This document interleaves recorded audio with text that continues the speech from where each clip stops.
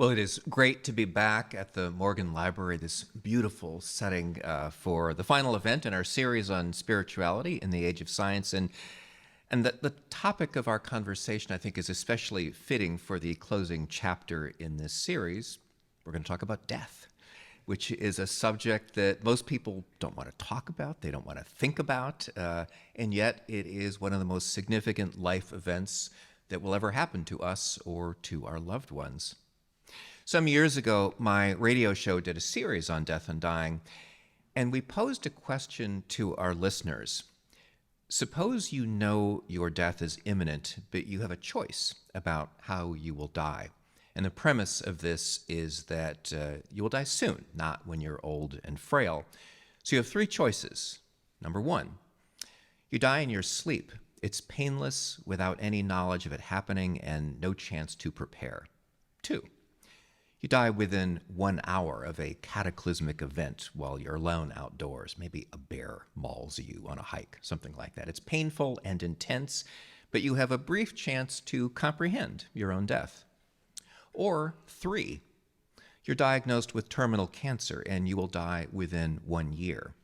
The first 2 to 3 months are relatively pain-free, but then the condition worsens over time, over the last 9 months as you approach death. You will die in hospice with family and friends around you.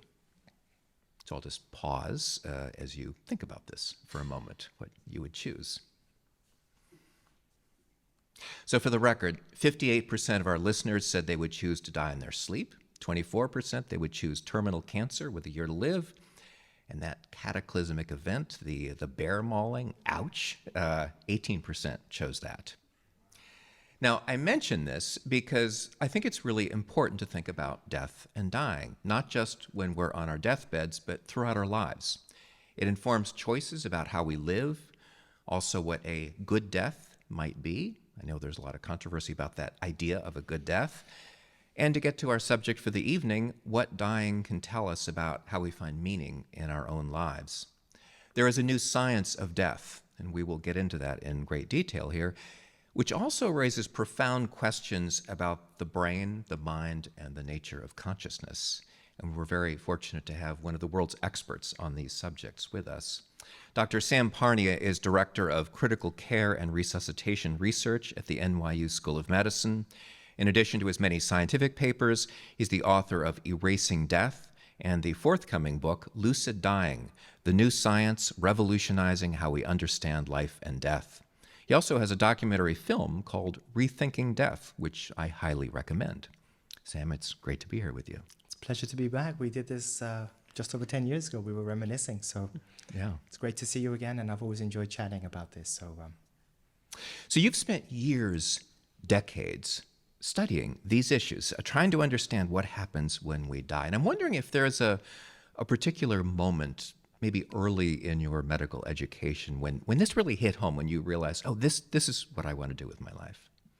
No, it's a good question. I mean, people often ask me, what got you interested in what you do? Obviously, as you pointed out, the idea of death it's not exactly a topic that people are going to gravitate towards. They run away. And so what I hope we can get out of this conversation is that actually death is not as we perceive it to be, and that it is not as negative as society portrays it to be. But in terms of what got me interested, really, it goes back a long time ago. I found multiple things came together, and I think a lot of people have similar events in their lives. But for me, what sort of got me started as a teenager was, first of all, my father became very sick when I was young, and he developed a brain disorder that within a couple of years led him to essentially look like a vegetable. He couldn't respond to us. And I remember thinking to myself, what's happened to him? Where's his selfhood? Is he able to understand me? And I had no idea. So this idea of what makes us who we are really resonated with me, the importance of it. What happened to my dad? Who am I? Who is everybody else? I was young. I was, maybe 12, 13, 14, 15, that sort of thing.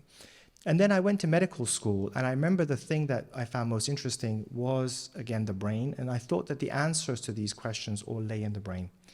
And long story short, what happened towards the end of my medical training is that I started to go to cardiac arrest events. These were people whose hearts had stopped and were being revived. And I noticed that there were disparities in their care, which really bothered me, because I realized for those people, that means a death sentence, because you can't come back from it.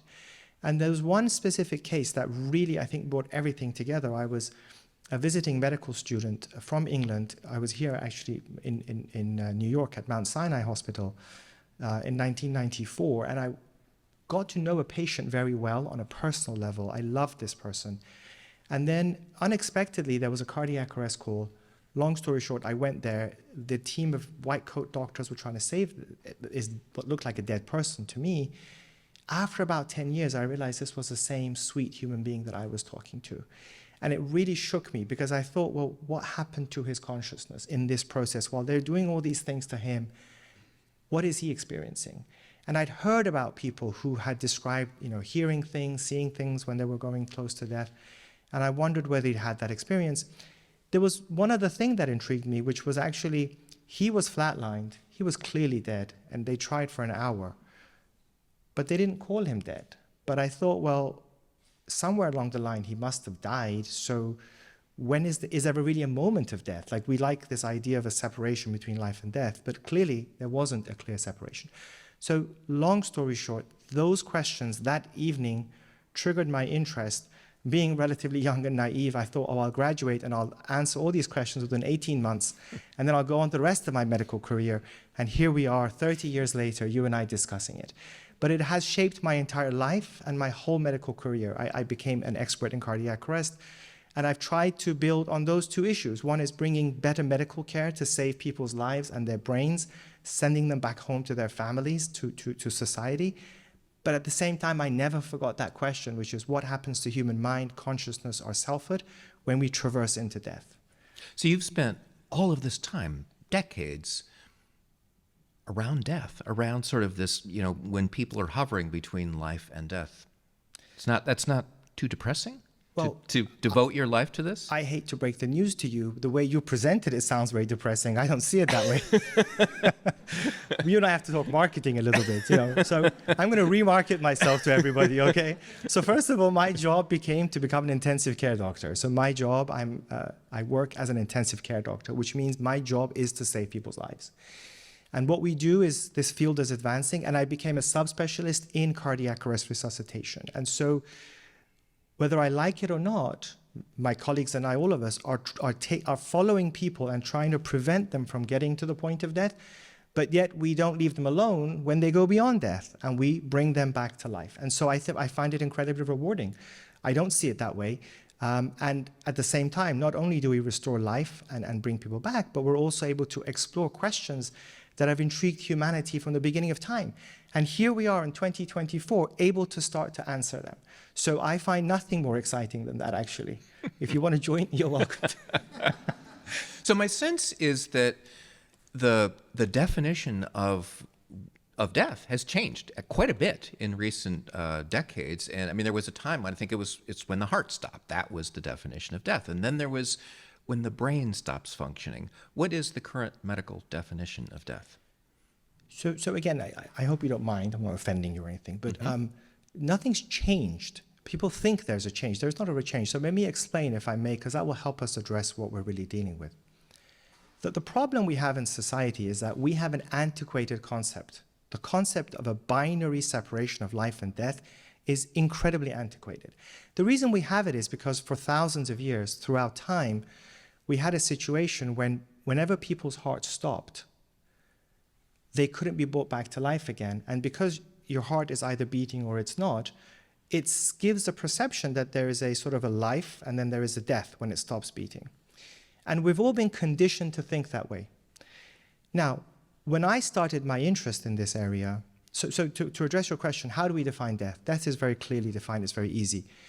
Any medical condition, accident, disease, anything you can think of that becomes so severe that it causes a person's heart to stop is death. That's why the term cardiac arrest, which is what we use in hospitals, and death are synonymous. It's the same biological process. We label it differently because it's hard to tell people your loved one died and we're trying to bring them back to life again, so we call it cardiac arrest when we try to bring them. But what has then happened is that after the discovery of CPR in 1960, so for the first time in history, it became possible to restart the hearts of people who would otherwise be dead. And it created a bit of a dissonance in people's minds. And so we ended up sticking to these different terms, and everyone felt happy. Oh, you're not really dead, you're having a cardiac arrest. No, it's the same thing. Today, 98% of people are declared dead when the heart stops. So think of all the COVID people who suffered, people with accidents, and so on and so forth. But what also happened, and I'll try to explain this quickly, but it's important, in the 1950s and 60s, together with the discovery of intensive care medicine, what happened was that people who would otherwise have had catastrophic brain injuries were being kept alive on ventilators, life support machines. And so what doctors began to discover is that while they're on the ventilator, they can have a situation where their brain damage becomes so severe that the brain actually dies, but they're still on a ventilator, so they look like they're alive. So it led to a legal, and this is important, it's a legal notion that you can be declared dead if your brain has died while you happen to be on a ventilator. So 2% of people, roughly, are declared dead when they have had brain death criteria. But that's really a legal issue. So in other words, scientists, doctors felt it was immoral to have to wait for somebody who's clearly got no brain left to have to wait days or weeks for their heart to stop, which is what led to this legal issue. There is now a third major revolution in our understanding of death, which I hope we'll be able to talk about more. Okay. But that's to sort of differentiate how we define death. Okay, but you are saying there's this gray zone when, I mean, the terminology gets tricky here, but I'll say, it's not exactly clear if someone is dead or not. And kind of what you're saying is it's not as if there's a single moment when someone dies. It's more of a process. Is that fair to say? Sort of, yes, sort of. I think that the reality is that, again, the problem we have, and I keep saying this, is that we want to think of this binary notion of life and death. And once you give someone the label of death, it's supposed to be the end, like there's nothing. And science doesn't work that way. Biology works as a continuum. There is nothing that works as a binary in that way. So to sort of move forward, maybe it's better if I explain my own journey in this. You know, when I started out in the 1990s, I had a lot of resistance from people because they thought I was crazy. You know, why are you interested in this? It makes no sense. Is this religious? Is this spiritual? And so on and so forth. And because the perception of life and death was so rigid at that time, and it's continued to this day, for most people, including most doctors and scientists, there are niche experts who understand perhaps more of what I'm trying to explain, but the majority of people are conditioned by their social concepts. But what happened towards the end of the 90s, early 2000s, was a revolution started to take place in this field. And what happened, first of all, was that scientists, looking for options to find better ways to grow brain cells to deal with diseases like dementia or Parkinson's and stroke, started to go to mortuaries, and they took biopsies of dead people's brains. So my point is, they are really dead. This is not a play with word. It's not like, oh, they were close to death. They were really dead. And they took their brain, and they were able to grow brain cells from Jack, Joe, Smith, whoever you can think of, in the Petri dish in a lab. And over time, that field has grown into what we now call brain organoids. And there are growing brains in the lab from cadavers, from dead people, that are reaching the size of a fetus brain. And it's fully functional, okay? So they were doing that to find cures. Then the other thing that happened, which, as you know, I love to talk about, and I can either wait for you to ask me the question or I'll just go ahead and talk about it. Are we going to talk about pigs now? We're going to talk about pigs. Okay. We have to talk about pigs. The pig study. So the pig study. I have a one-track mind. That's all I ever talk about is the pig study. So the pig study, I'll introduce this. So a few years ago, a group of scientists went into a slaughterhouse to find decapitated pigs and took away the heads and then grew brain organoids. No, not quite. No. Not quite. Okay. So let me go with the story then. But I want to explain that even in the 80s, it became very clear that you could have animals, cats, who had died and who had no blood circulation for over an hour, and scientists were able to restore activity again. But most people didn't realize it. But what happened, as I said to you, with the growth of this, the need to find the ability to grow brains to replace diseased brains with healthy brains led to the brain organoid story. At the same time, groups of neuroscientists were looking at other avenues to explore, dead brains. And so we can fast forward, I don't have enough time to go to all of it, but we'll fast forward to 2019, where a study was published in Nature, which is probably the most or one of the most prominent scientific journals, by a group of scientists led by Dr. Nenad Sestan from Yale. And what they were able to do is absolutely astonishing, and it shows the point I made. They went to a slaughterhouse. These were not experimental animals. These were regular animals that were turned into sausage meat. They took decapitated brains, and 4 hours after the animals were killed. So these brains were left for 4 hours, and you can't be more dead than decapitated dead. And then they took them to their own laboratory, and they connected special tubing. They actually called it a brain in a bucket, so they put it in a bucket. They connected tubing, and they put a special solution through the blood vessels, and they waited 6 to 10 hours. And so what do we think happened? All of the brains, 32 times, all of those pig brains came back to life. They restored full activity. There was biological activity, metabolic activity. The blood vessels were responding appropriately. It was so astonishing that when they showed other scientists those dead brains, they thought they were looking at healthy brains. They didn't realize. They're like, oh, so where's the dead brain? This is healthy brain. They're like, no, this was the dead brain.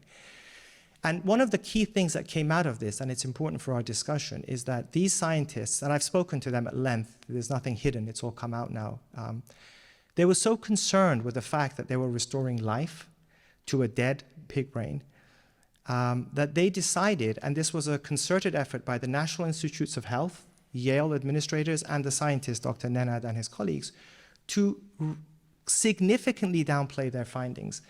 They came out with a term like they said, well, we've restored biological activity, or as they said, metabolic activity, but this is not this brain is not alive, which is total, doesn't make any sense. You know, a brain that has biological activity is alive.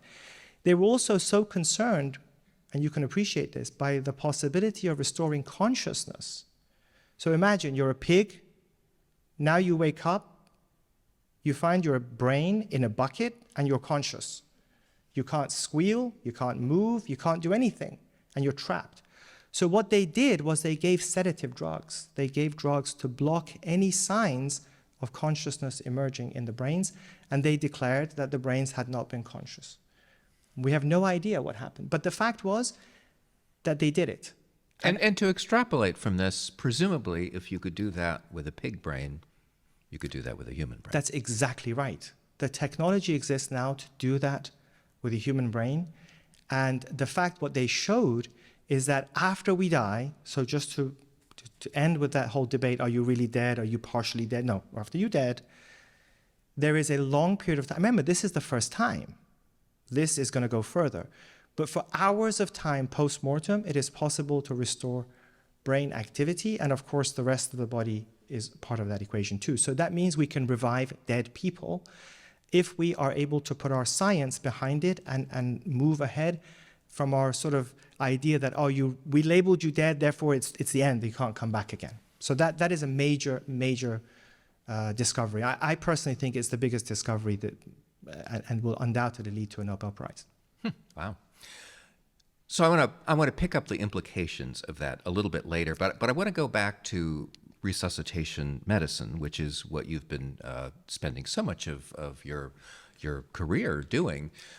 It used to be thought that if you have a cardiac arrest, oxygen has been cut off after about 5 minutes or so, the thinking was either that was it or you're going to have serious brain damage, right? But that thinking has changed quite a lot. Again, I have to tell you the truth is that I don't want to say 99%, but I think probably 99+% of my colleagues still think that way. And I tell you that because every time I round in the ICU and I ask my medical students, my residents, my fellows, they all fall for the 5-minute rule. And the truth is that we thought that after 5 to 10 minutes of oxygen deprivation, the brain dies. But now we've understood that is not true. In other words, what happens after we die, or when we reach the point of death, it's simply a state, if we remove the label death, it's a state of oxygen deprivation to the brain. And we've discovered that the brain is much more resilient to remain in that state. Now, I have to clarify, when I say these things, people think I'm saying the person's brain is working or they're awake. They're not, they're really dead. The brain is not functioning. But there's a difference between not functioning and having degraded to a point where it's gone. The point is that death is no longer considered, society thinks death is rapid degradation.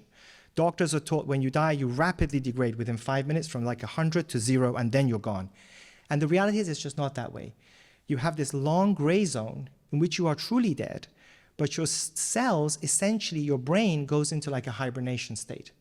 If you know what to do, like the scientists at Yale figured out, you can restore life again to it. Now, if you wait a couple of years, clearly that's not going to work. I'm exaggerating. But there is a point in which the damage will lead to degradation, but it is not hours, possibly even not days of time. It depends whether you were cold, where other factors will come into your genetics and so on and so forth. But the point is, it's opened up this window where you are truly dead, and science, whether it likes it or not, has moved into that field, and we're making incredible discoveries that will help us not only find how to save people's lives, but also explore these deep questions as to what happens to all of us when we go through death. So no longer should we think of this as a religious question or a philosophical question. We have science. And that's why I, again, will tell you, I find my job incredibly exciting, and I do not like your marketing of my job. So if you invite me back in 10 years' time, please bear that in mind. So just to follow up on what these recent discoveries have meant for people in hospitals or in EMT units, how do you save a person who is suddenly has the heart attack and is in this state? I mean, it's the first thing is to cool the body, right? But there's a lot that we can do. Unfortunately, again, there's a lot of challenges. One is that because we label this cardiac arrest, and the usual practice across the world is antiquated. People are doing what they did in 1960, which is terrible. Okay, nothing else in medicine has been so stagnant, yet it has so many ramifications. What we should do, so people, everyone's familiar, you do chest compressions, you give oxygen, you may shock the heart, you may give drugs that are very powerful and so on, but that's really, to me, that's ancient. That's like driving a Model T Ford and being happy that you're driving. It's ridiculous, frankly. The way I would like to do this is to essentially recognizing the science means that we take people who die and we should connect them to catheters that will enable us to distribute oxygenated blood, nutrients, but also a cocktail of drugs like the Yale scientists did that will preserve the brain further and enable us to bring them back to life, assuming that the underlying condition that caused them to die is treatable. I can't do this to somebody who's 90 years old with metastatic cancer whose body is completely devastated. But if I myself have a heart attack, which being a man and of my age I'm at risk of, I shouldn't die. I should be, if people develop these techniques, people like me, people who are otherwise healthy should be able to come back. Think of all the young people who die in athletic games. Think of people in war, unfortunately, who exsanguinate. And all these people who are otherwise healthy are all salvageable if we apply these techniques. How fast do you have to use these interventions to save someone?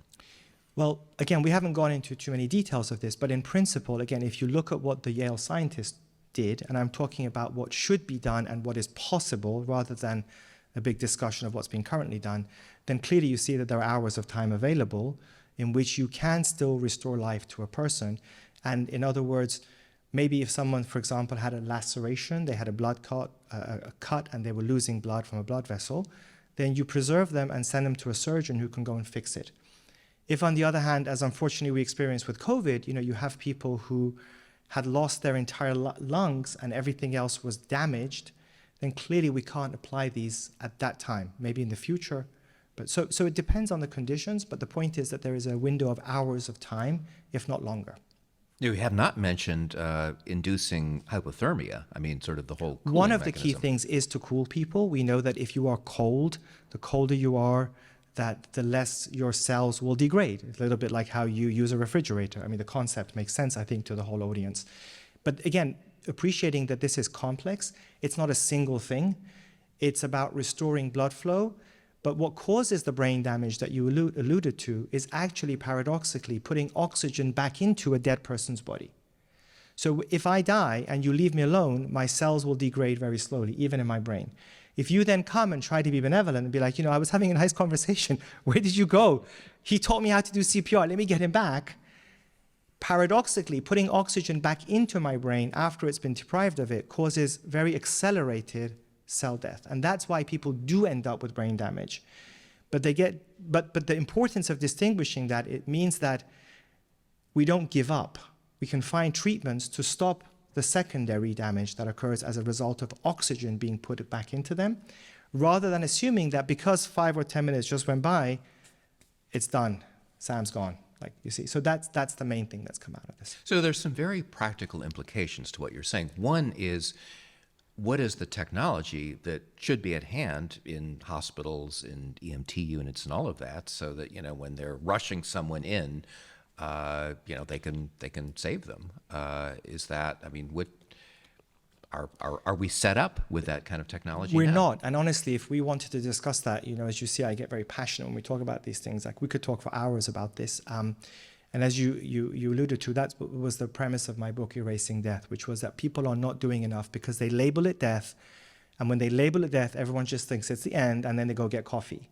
And it's ridiculous. So there's a lot that can be done, but I don't know if we can cover it in a lot of detail tonight.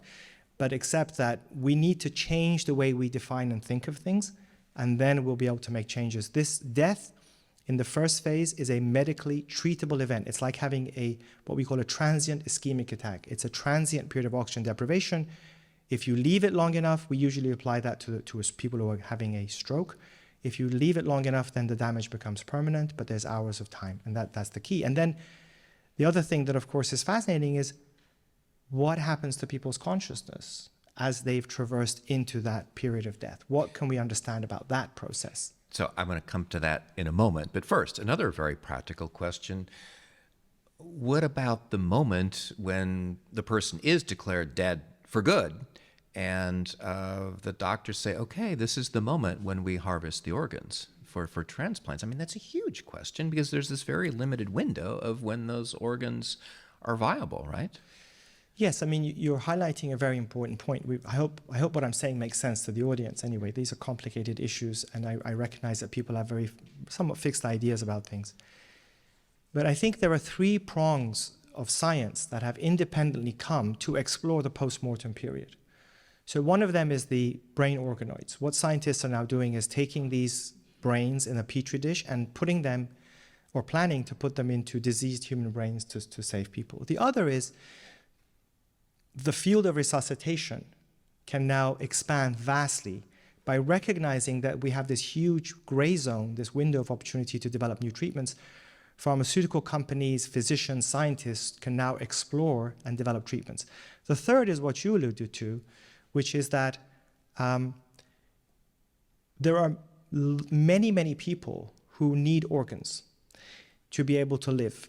And in order to do that, we have to take organs from people who have newly died. And so therefore, there are many, so the pig study we talked about was being done as part of a development of methods to improve organ preservation for transplantation purposes, by the way. But the key thing here is we have to integrate, whether we like it or not, the study of our personhood consciousness into what happens when we die. Because as you alluded to, currently, what happens is that when somebody's died who's an organ donor, doctors will wait 5, maybe 10 minutes maximum, usually 5, and then they will take the organs. Now, I want to also, so I don't want to make anyone afraid, I want to be very clear, and we're going to talk about consciousness. People who die do not, even though they have conscious awareness that we're going to discuss, it's not the usual consciousness that we have. It's not like they're trapped in their body and they're feeling pain or discomfort. So I would love for us to expand that. But I do want to emphasize the fact that the idea of what is consciousness, what the ancient Greeks called the psyche, which was later translated into the word soul into the English language, in essence, who we are, our selfhood, is no longer a topic for religion and philosophy and should now be and it has been pushed into the realm of science, whether we like it or not, even though everybody in this room, I'm sure, has some kind of religious, philosophical, spiritual idea of that. But I think if we look back 100 years from now to the present, we'll see this was the moment, the inflection point, in which we took this idea and put it into the realm of science. So one last question before we plunge into this whole issue. You can see what I want to talk about. You keep asking. Why do you define death this way? That it's sort of, you're saying death is, at the moment of cardiac arrest, basically. But yet people can come back. Whereas I think the lay understanding of death is really when it's over. Whether it's Yep. everything has died. There's no chance of coming back. Why not place death at that point? So I think this is, one of the things I have to be, I tried for years to understand quantum physics and I never could. It was too complicated. I gave up. But this is a little bit similar, I think, for a lot of people because we say things that sound contradictory. To me, they're not, but they sound contradictory. I'm going to try to explain why they're not contradictory. We had a case maybe 6 months ago, a year ago, something like that. I was working in the ICU in the intensive care unit, and there was a cardiac arrest. So I went there, and the nurses started doing CPR, and we were saving this person. 5 minutes or so, we were doing this.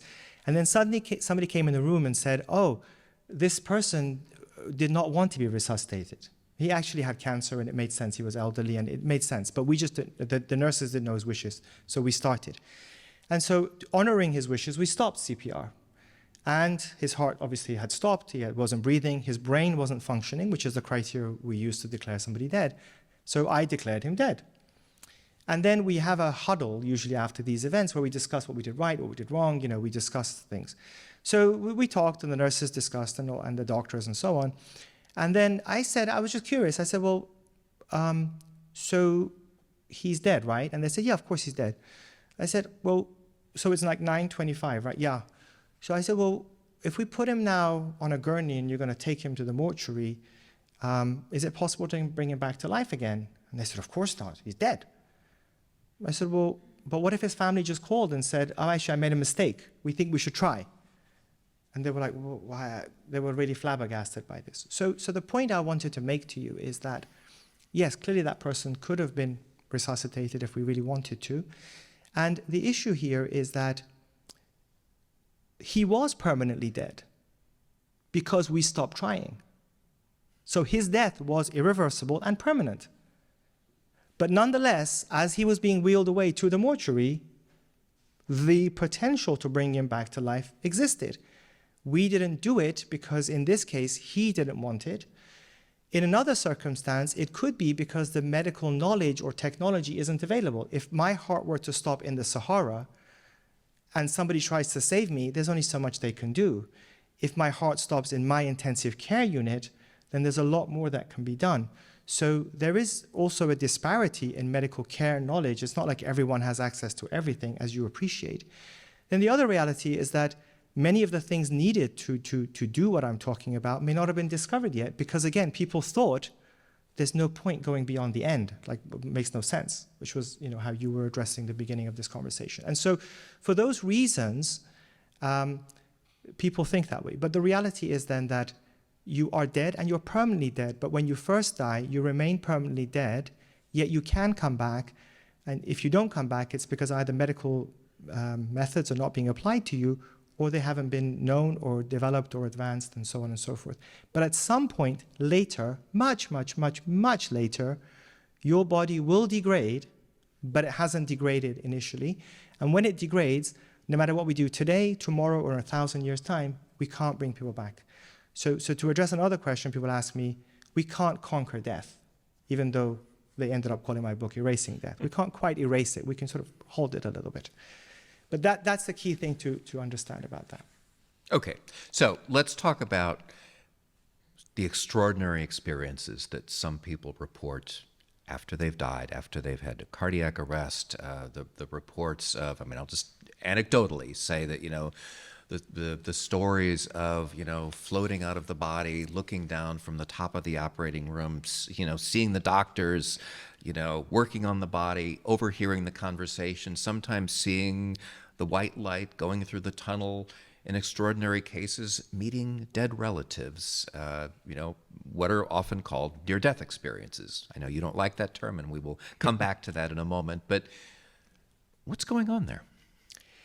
So, again, if we look back in history, so think about it. For thousands of years, life and death seem very black and white, very clear. Your heart stopped, you were dead, that was it. End of question, let's go and do whatever we need to do. CPR was discovered in 1960. And then you had a group of people who would otherwise be dead who were being brought back to life again. And more people around the world started to apply this.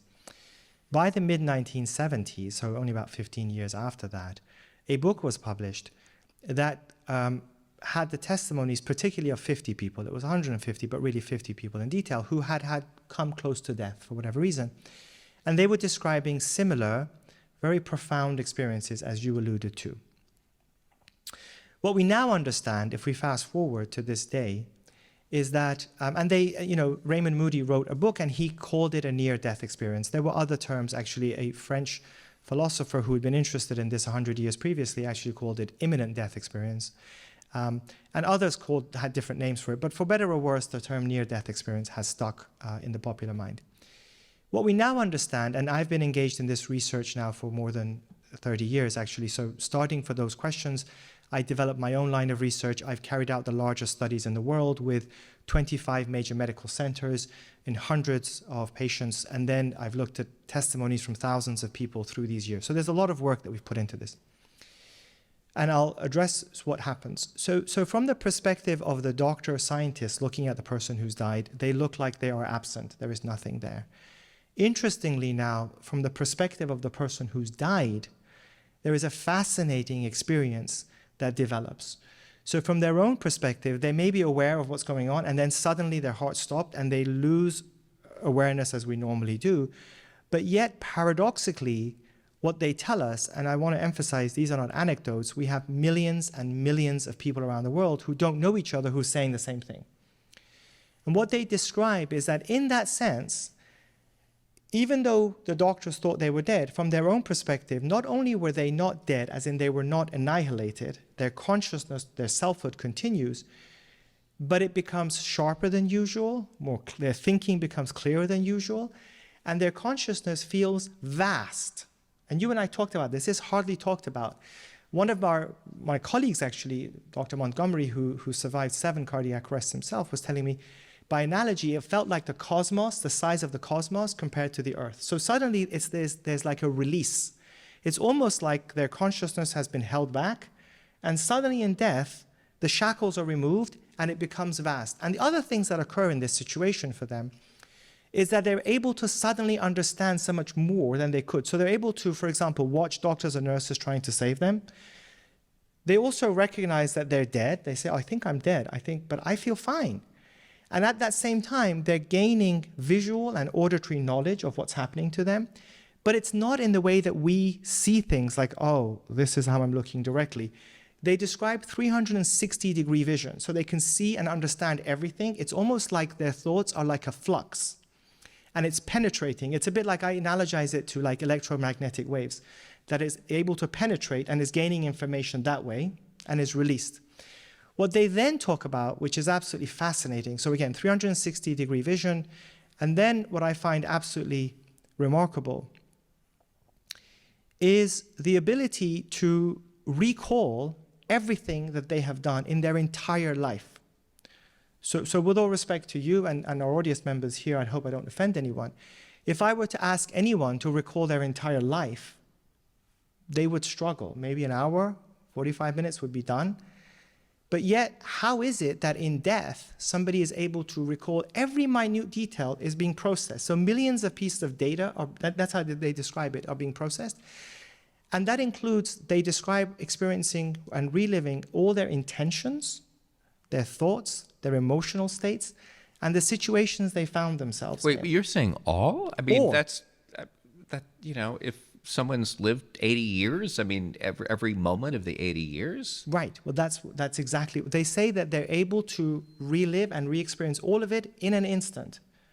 So that's what I'm saying is, the way people talk about near-death experiences, it really does a disservice. Like, oh, it's like your life just flashes past you like some sort of movie. It's not like that at all. It's your entire life is being relived and re-experienced as if you're there again. But what's fascinating is that they are not reliving it in a chronological way that you and I might think like a movie, like, oh, that was that evening 10 years ago when you and I were chatting at the New York Academy of Sciences, and we did this and we said that. They're reliving themselves in the context of how they conducted themselves and whether what they did was right or wrong. So they're judging their own actions because they're reliving it. And importantly, they're reliving it not just from their own perspective, but from the perspective of other people they interacted with. So for example, if I say something tonight that, goodness forbid, may have offended you, in my death experience, I will relive this, but I will feel what you felt. So if I hurt you, I feel the exact same pain. And so I understand that that was awful. And I feel humiliated at what I have done. You see, that's how, again, these are what they say, I'm not. So, I mean, what you're saying is this is an entirely different universe, reality of space and time and our experience in that. I mean, this, what you're describing defies what I would call the laws of physics. Since I'm not a physicist, I'm going to defer that one. But I'm going to describe to you what millions of people have said consistently. They don't know each other. Some is from a village in the Middle East. Somebody's from a little town in England. Somebody's from in the US. Somebody's from India. Somebody's from China. They have no idea. And they don't talk to other people because they're ridiculed. So they live with this little secret. But because I'm studying them, and thousands of them, I'm astonished at the consistency of what they say. And the other things I do want to highlight, which are important, is that in that state, they also relive what they have done, which they perceive to have been good. And so those states that were of help to others, it gives them immense joy. And so they themselves judge the quality of their life based upon moral and ethical principles. And again, if you don't mind, I want to emphasize this point too. It's not based on what they thought was correct, because you know how we are. We do all sorts of stuff, and then we blame other people, and we justify why we did things. In death, they evaluate themselves based upon how true that was, irrespective of how they may have justified it in their life. So there's a different kind of consciousness here. It's their consciousness, but it's different than their, what I would call their kind of dumber consciousness during waking, during the normal course of living. I've thought about this a lot. Again, I've been doing this for 30 years. My understanding of it when I started was more along the lines of how you initially talked about it. But through these analyses of these experiences and studying them in great detail, and we've also used natural language processing and artificial intelligence methods and so on. So these are not my opinions. These are facts of what people say. These are their testimonies. But they describe it's almost like as if you've been, I describe it as if you've been almost trapped, and then you're released and liberated. So some of the things they say are, for example, I felt like death, for me, that process was like shedding my coat. I felt I was free. And in that state, like I said, it becomes vast, and everything that they have done is being relived, understood, as well as other things. For example, they describe understanding, when they evaluate things, they understand evaluating the cause and effect relationships in their life. What led to certain events? Why did those things occur? So there's a lot that comes out of it that unfortunately most people don't appreciate, but it's fascinating. So let me run through some of the explanations that I've heard commonly to explain what are typically called near-death experiences. You prefer the term recalled experiences of death. But anyway, so for instance, the body floating up, what is referred to as out-of-body experiences, you can stimulate that with an electrode to the brain. That's not true, but people say it. I'm just saying. The bright lights, the tunnel of that has been explained by hypoxia, the loss of oxygen. Am I allowed to say that's not true? Yes, you please. But people believe it. Some people believe it. But the sense that when you're in coma, the brain totally flatlines. The question is, and then you report these extraordinary experiences. How is that possible if the brain has flatlined, or is it because actually these experiences are sort of being remembered as people are starting to come back online, regain consciousness? Why is not that a legitimate explanation? So again, you ask wonderful questions, which I appreciate, and I'm just joking with you, by the way. I tease you a little. I hope you don't mind. So the reality of this is that when these people first started to describe these experiences, people rejected them. Some scientists rejected them and simply said, you're either fabricating, you're just making up these stories, or you're basically hallucinating.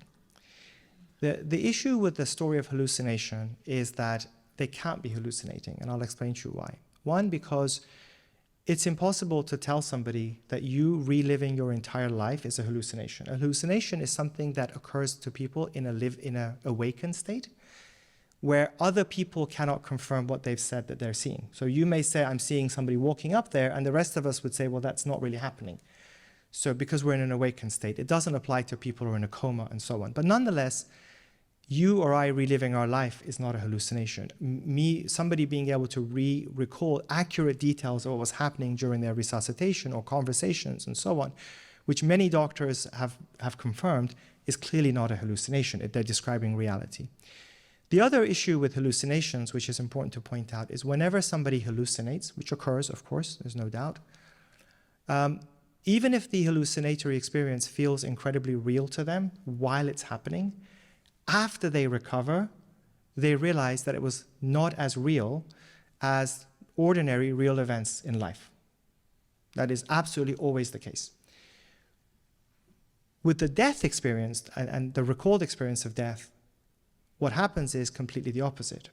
So not only are they recalling real events that occurred or their own life, but importantly, when they come back, this is the only situation in life that I know of where they consistently will always say that this was more real than the most real experience you could ever think of. So my graduation or my daughter's wedding or whatever you can think of, really meaningful real events, pale into insignificance. Again, there's a huge difference between how real that feels and how these feel. So it doesn't fit with the idea of hallucinations at all. The other thing, and as you pointed out, again, I was pulling your leg a little bit, but people have come out with all kinds of theories, what you're talking about with theories, but none of them have been able to show or demonstrate this experience. And I think as we move forward in time, what we found is that some scientists started to no longer sort of reject and say, well, you're making this up, and say, well, it must just be a trick of your brain. As your brain is dying, it's creating all these wonderful images. But again, it doesn't make sense. Like, how would you suddenly know everything you've done? It's not really the case. Well, let me just Sure. while I'm throwing out these these biological explanations, another one is that there's this phrase of what's been called a terminal lucidity. It's sort of like right as someone is dying, suddenly like everything comes alive, and maybe they were kind of fuzzy and sort of losing cognitive function, and then the explanation that I've heard is that it's sort of like this is the last gasp of the brain and the body sort of trying to fire everything up. Everything is jolted, and then suddenly that's why you have this brief period of lucidity before you die. So we're beginning to come to a point where we might start to agree a little bit. So I think that, let me just, if I may, so the reality, I have to sort of, again, I hope I don't offend anybody, but the problem we have is that, and I'm going to address your question, but I want to explain this first. We as humans are incredibly limited at what we can perceive and understand. If you think about our brain, it's only able to understand things within a three-dimensional world, and even that we struggle. If you put up an optical illusion in front of me, I get confused. My senses as a human being are incredibly limited. Animals can see beyond what we can see, and they can have other senses beyond what we have. And most important of all, I found recently, is that actually psychologists and behavioral economists have begun to show more and more how the way the human mind works is somewhat illogical. They talk about various mental shortcuts or heuristics. These are biases that we have in the way we understand things. So confirmation bias is the best known one, where we humans tend to gravitate towards things that we already accept and believe. And we reject everything else, or we don't look for it. The other thing that we have is something termed cognitive dissonance, which is where when you come across something that doesn't make sense to you and it challenges your beliefs or your value systems or what you've come to believe, naturally, what people often do is just reject it. And then they come out with an alternative that they think explains it. And then they just move on and forget about it forever. So why am I saying this in the context of your question? When, again, society thought you could never go beyond death, science started to go beyond death. People came out with incredible testimonies. It challenged many scientists' views, which were limited in what they could understand about death. So what option do they have? One is to either spend a lot of time trying to figure this idea that they thought wasn't possible. The simpler solution is just to reject it or come out with theories like, oh, well, you're clearly, there, Mrs. Smith, I know you think you saw the doctor, but you were clearly hallucinating. We know from the history of medicine it's awful to reject people's testimonies, And so that's why people came out with this idea of a lack of oxygen or, I can just stimulate your brain and I'll make you have an illusion. But none of them were confirmed. So that's why those theories came about.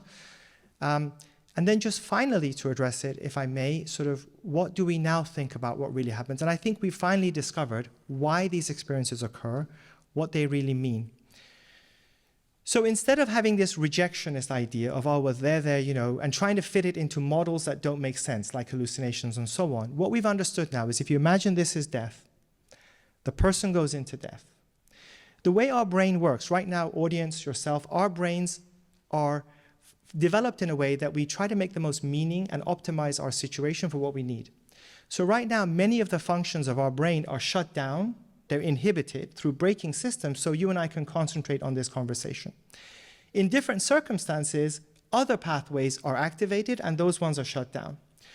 So in death, what happens is, paradoxically, because people think death is this rapid degeneration, which it is not, what actually happens in death is remarkable. When a person dies, the brain switches.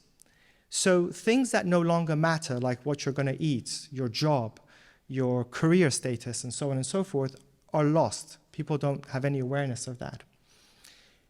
Your brain stops functioning from what we can measure. There's no pupillary reflex, your brainstem is gone, so the person is dead. But in that state of death, or as we go into the state of the gray zone of death, other braking systems are removed. We call that disinhibition. And so one of the things you see, for example, is that the brain actually spews out tremendous amounts of hormones that are trying to save a person's life. It releases steroids and adrenaline and so on and so forth. And in many cases, it can spontaneously restore life again. So appreciate that. Your brain is designed to bring you back to life again. At the same time, genes that you had that were last active when you were a fetus that repair damage and have been dormant your whole life suddenly become active post-mortem. They're trying to repair any damage that's occurring. One of the other things that's happening in this state of disinhibition, the pathways that get activated, we think, is that it's removing the braking systems to your consciousness, as you pointed out, is holding you down, and suddenly a person finds that their real consciousness is vast, and it had been held down, and they're suddenly able to do things they couldn't do before. So it looks like in death, your brain is preparing you for a new reality, and in that state, you are gaining access to new dimensions of reality, which suddenly become more important to you. And we have to ask ourselves, and you asked me this question, why is it that suddenly in death, the only thing that seems to matter to people is how they were from a moral and ethical standard? Nobody in death, for example, in this death experience that you talked about, looks at their career status. Nobody talks, if you think this is an imaginary experience, it should reflect what they believed in life. Even religious people, their description of this death experience is not in accordance to what their religion told them. Nobody relives any of the ritualistic aspects of their religion. For example, how many times did I go to a place of worship? What it all boils down to is how they conducted themselves. So why do you think these questions, this focus on the moral, the ethical life, and how you've lived your life, why do you think that emerges at this time? I think what I can say for sure is that it emerges, which I think is a big enough discovery. I think hopefully you can leave it at that with me. Maybe I need something for you to invite me back in 10 years' time again.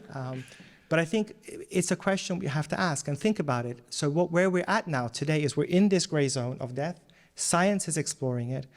And we find that there is meaning in this state.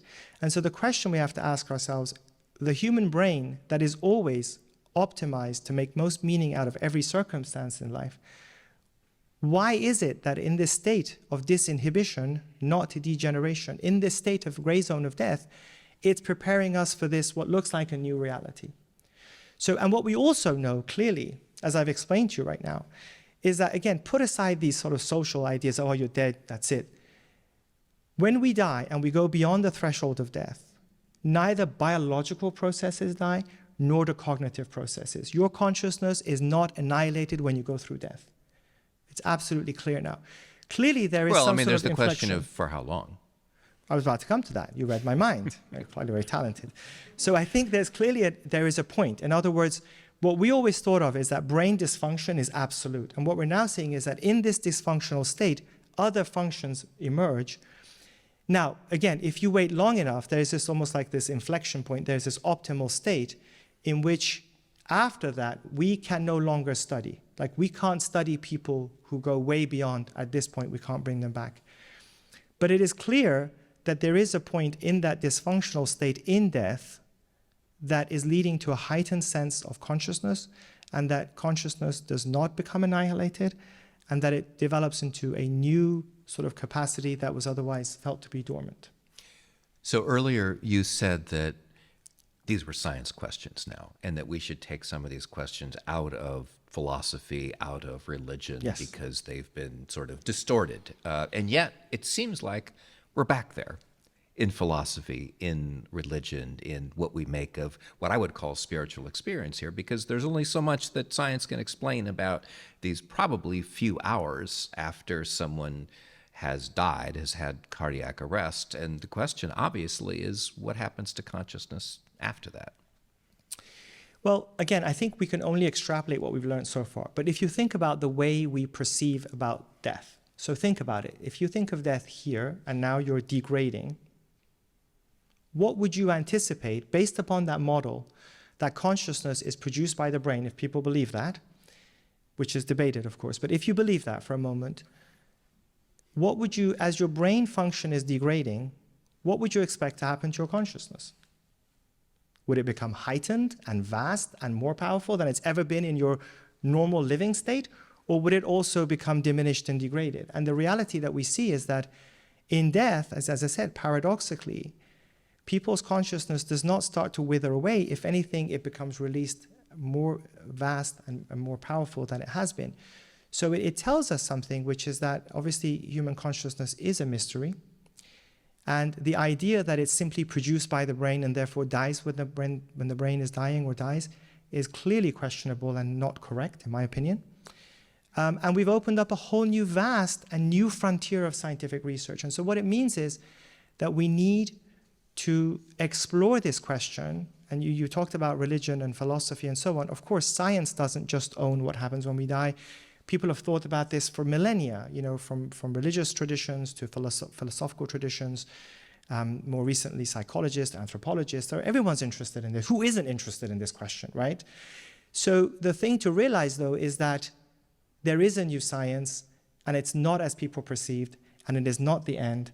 And from what we can see, there's a whole vast new area that is being developed. So Sam, we started with your own story, how you became interested in this whole area of death and resuscitation medicine, what happens after this. What are your takeaways from 30 years of studying all of this? I mean, what does that mean for you, how you think about life, how you think about death?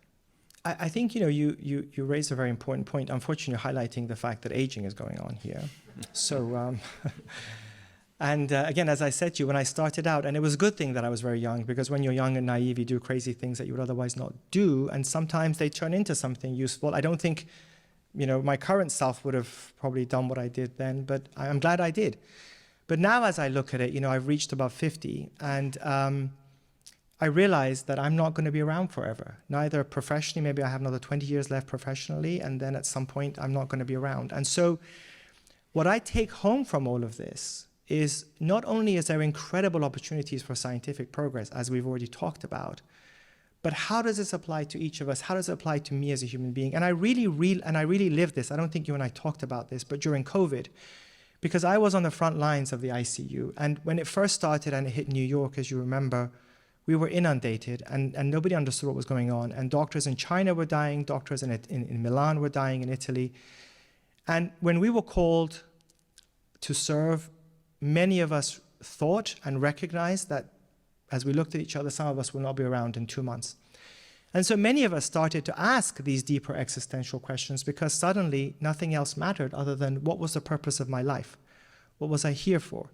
Of course, it's important to be active in society with my job, my career, and so on, but what was it all about? And what I've taken, and truthfully, what I was really touched by at that moment was, I'm like, oh my goodness, my work really does matter to everybody. Because here I was suddenly no longer that doctor or scientist. I was the human being who was potentially facing death. And I realized we need science to tell us what really happens.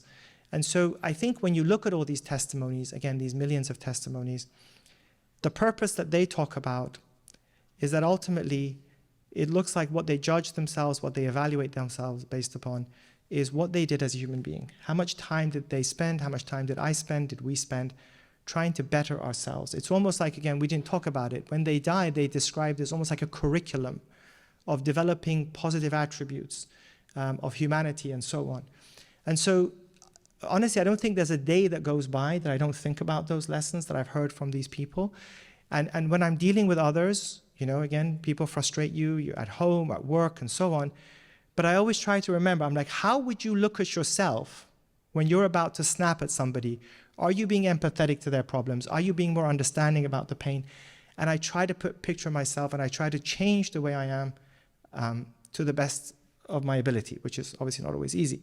We still obviously fail a lot. But my point is, that's the message that I have taken away from this work. Can I just say that the way you've talked about death here, it doesn't sound so bad. In fact, it sounds kind of wonderful. You're the one who said it was bad. I never said it was bad. So I guess I'm wondering, I mean, do you look forward to your own death? So I don't know. I mean, I've heard, I'll be honest with you, the people who've had recalled experiences of death, and the reason I don't call it near-death experience, by the way, is because, as I've tried to explain to you, when people die, they're really dead biologically. And we need to get away with this idea of, you know, you can't go beyond death. You really can go beyond death. And also because it's more accurate. In other words, we're recognizing people's recalled experiences of their death. So it's a much more accurate way of looking at it. And we don't have to debate anymore whether it was before death, after death, here or there. Or, you know, a quote near-death experience during a psychedelic experience, right. During a dream. That you're saying, no, that's a whole different kind of thing. Yes, yes. I now forgot what you asked me first, but with respect to psychedelics. Well, I was asking, are you looking forward to your own death? So the people who've had these recalled experiences of death, I've heard some of them say that I'm not afraid of death. They really are transformed and changed. They develop a greater sense of meaning and purpose to their lives. They become less materialistic. They're more altruistic. They're more engaged with helping others and so on, and they're not afraid of death. I don't think of it that way so much myself. I'm still, I guess, as you've seen, I'm so engaged with my life in terms of both my family. I have a small child, but also I want to take this field somewhere in the next 20 years before I'm forced to retire, probably, or ill health forces me to do that. So I don't necessarily look forward to it, but I'm not afraid of it, if that's what you're asking me. I now recognize that it's nothing to be afraid of, and I recognize that, again, based upon all the data that we've studied, again, I don't think my consciousness is going to die, and I think I'm going to experience something much more powerful than I'm able to experience right now. Okay, with that, I think we should open it up to questions from our audience here, because I'm guessing that people will have a few things to say. And you have to wait for microphones here, so we have some roving mics, and let's go to the front right here.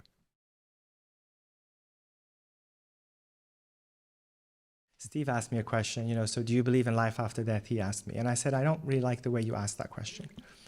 Because I've been so engaged in what I do that I've actually put aside belief. I don't even like the word belief. Everything I said tonight is based upon data, research, and science that I've been engaged with.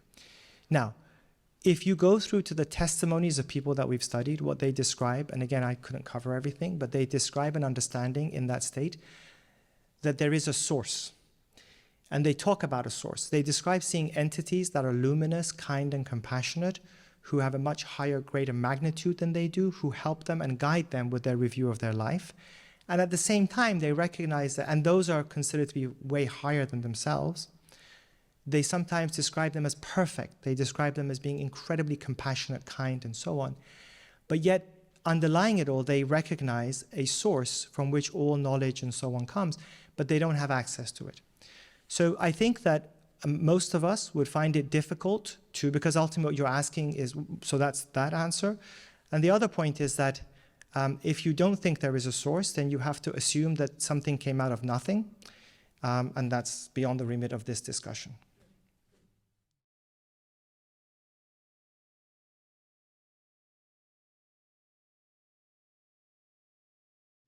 So what I've encountered in these testimonies is that the same person, and if you, I mean, Steve mentioned we have a documentary, it's on YouTube, Rethinking Death. We have a couple of testimonies. We have a lot more. We're going to try to expand on it and so on. You need to listen to these people. It's very important. Otherwise, it's hypothetical. When you listen to the same person is describing when I was doing something good, I suddenly was overcome with this incredible ecstasy, this happiness that I was feeling. And then I saw myself doing something else that was not good. And I then felt the same pain. So the same person is experiencing all of those moments in their life. I'll give you an example. There's a young lady who we interviewed. Her name's Rachel Finch. She's in our film. She was only about 20 when she was in this state where she almost died. She was having a reaction, and she was in hospital, and she became unconscious. And she had this experience. And I said to her, I said, well, because, she's a very sweet person. I said, well, what have you done? She said, well, I was young. I haven't done anything really that bad in my life. But I used to go into, as a teenager, I used to go into fits of rage with my father, my sister. And in that state, I was experiencing all the things I was telling her, like her sister, and the hurt I was causing her, and the hurt I caused my father just through my words. And I felt them all. I felt the pain that they were feeling. And so when she came back, interestingly, she completely changed. She also experienced other stuff that were very personal that I'm not allowed to disclose about her marriage and so on, that we won't go into. But my point is that she experienced, so it's each of us will experience what we have done, and it becomes heightened. Another thing she talked about, which was really incredible, was she talked about how she had, when she was an 8-year-old kid, she had a pet guinea pig. And she said one day the pet guinea pig came to bite her, bit her, actually not did bite her, and she threw it onto the sofa. And nothing happened, and she forgot about it. In her death experience, she relived that whole experience. And now she felt the fear that the guinea pig had felt, which is why it initially bit her. And when she tossed the guinea pig onto the couch, she felt how much worse the guinea pig, how much more afraid the guinea pig felt. And so she realized how poor her action had been. Now think of something as simple as that, an 8-year-old tossing their pet guinea pig. So it's much more complex than that. And the other thing you highlighted, which is worth you reminded me, is, you see, none of these people talk about the religious idea of heaven and hell. What their experience becomes a sort of heaven or hell to themselves. But interestingly also, which I find really fascinating, and you really have to invite me back again, I think, is that normally if I were to, frankly, I've been humiliated, I've done things wrong, I feel embarrassed, and in that state you feel awful, you feel sort of depressed, you don't want to. What I find amazing is that these people, even though they've had tremendously humiliating experience because they relived everything, when they come back, they all use it as a stepping stone to become better. It's not like, oh, I'm awful, or it's like, okay, I have to do better. I realized I needed to learn that, I didn't do it. I needed to be better at this, I need to be better at that. Like a scientist who fails and says, okay, I need to do this better, I need to learn from this. So it's really interesting. The details of the experience are fascinating.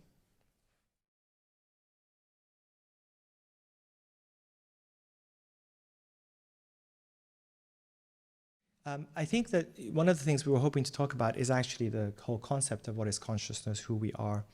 And in a nutshell, a lot of sort of, I would call, should we say, mainstream scientists these days who are more vocal, propose a philosophical idea, which is that, your consciousness, your selfhood, your thoughts, who you are, is simply a byproduct of your brain. It's, they say, like an epiphenomena, as if heat coming off of a fire. The problem with that is that there has been no scientific evidence to show how brain cells can generate a single thought. Any kind of feeling or emotion can arise from brain cell activity.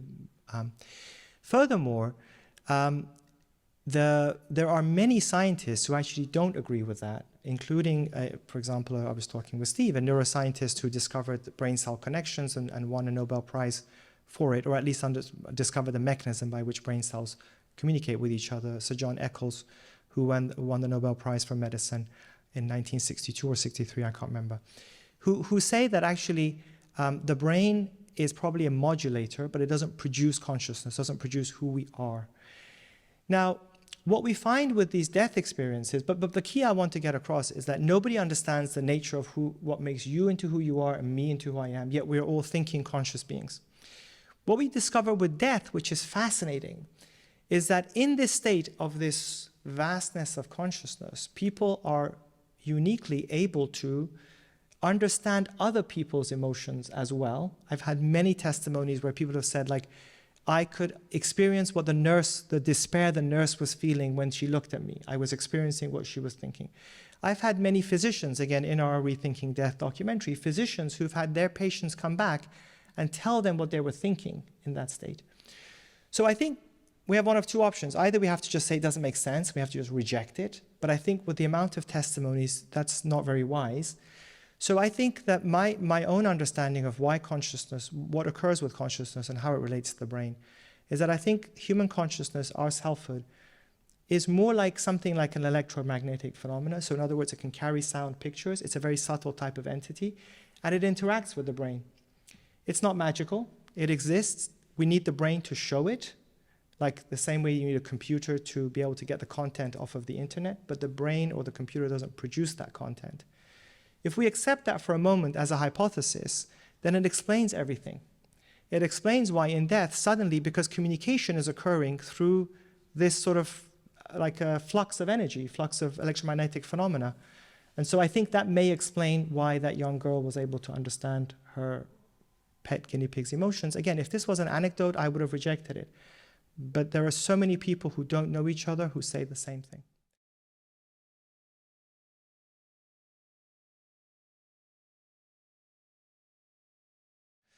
I think the reality is a number of different things. One is that 10 to 20% of people, ballpark figure, have these more vivid recollections.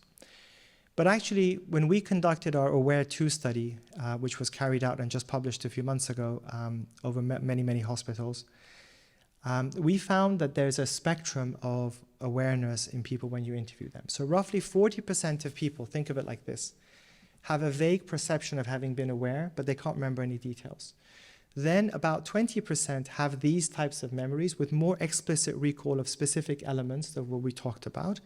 And then roughly about 3% of people have full visual awareness of events that doctors and nurses can have verified, which in our study was also, we were able to verify. So I think to address your question is that, and I think all of us have experienced this, our memory, which I also confess to you, our memory doesn't reflect everything that we've experienced.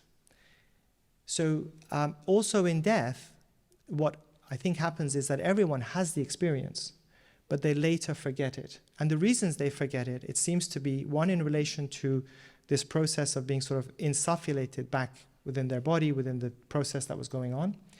But also remember, everyone who's come back from a period when their heart stopped, by definition, has massive brain swelling, inflammation, and that wipes out your memory circuits. And then when they come to the intensive care unit, we usually give them drugs to keep them calm, which also, like sleeping medications, wipes out memory circuits. So there are many things that cause people to forget.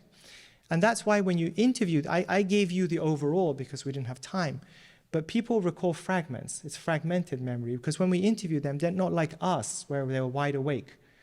They've had different memories wiped out. But the way we're able to develop this picture is by interviewing more and more people. You start to see that themes emerge. Everyone's describing the same thing. Some people remember more of it, some people remember less of it. And so that's, I think, what really is going on. It's not that there are 10% who have the experience, there are 10% who recall the experience, which is somewhat different, 10 to 20%.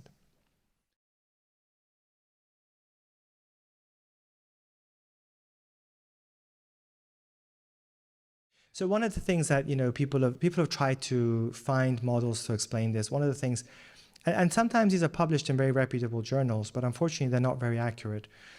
One of the things that's become in vogue right now is that people say, oh, you can have one of these experiences if you just take a psychedelic like psilocybin or DMT or ketamine, well, and so on.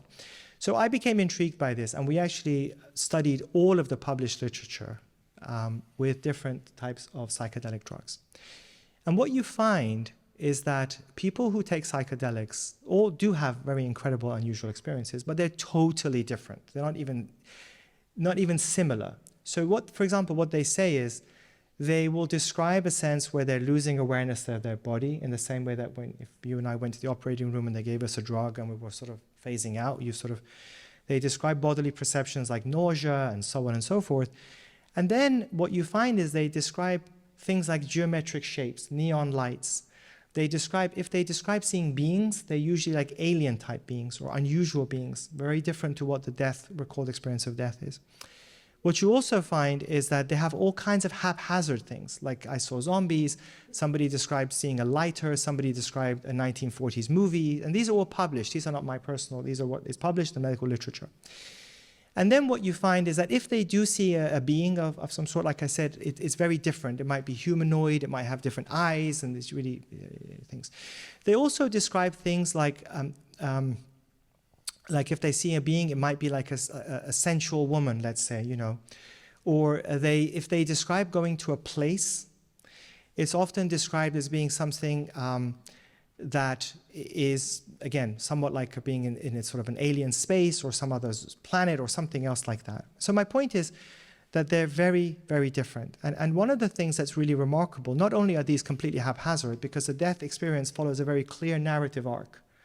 It's you have a sense of separation from your body, liberation, you recognize you've died, you review your entire life, you go to a place, you travel to a place that feels like home, you are in this place that feels like home, and by home I mean it's somewhere where you belonged, you are going back there, and then you have a sense that you're told you have to come back, you had a higher purpose, and your purpose seems to be to have developed your humanity, and then you come back. This is the arc, and there are many sub-themes as we talked about within each of those. With drug-induced hallucinations and others, they're totally haphazard, and they're very, very different. But yet, some people claim that they're the same, and the reason they do it is because, yeah, the guy who took a drug said, I saw a being. But when you get into the details, they're totally different. And actually, to address this question, as I was alluding to, we worked with the NYU data science group, and we use natural language processing. So think of the things we use in our iPhones and Androids, which you can, if you give enough data, it can interpret what people are trying to say. And so we collected thousands of people's recalled experiences of death, thousands of dream experiences, and thousands of drug-induced hallucinations, and we put it into this mathematical model. I didn't do it. Those who know how to do it did it. But it came back with 98% accuracy, able to distinguish between a recalled experience of death from ordinary experiences, from dreams, and psychedelic drug-induced experiences. So the key thing to appreciate is that despite what people may say, if you get into the details, the experiences are fundamentally and totally different. We could go on, but we don't have more time. So thank you. Thanks to Sam Parnia. Thank you to our wonderful audience.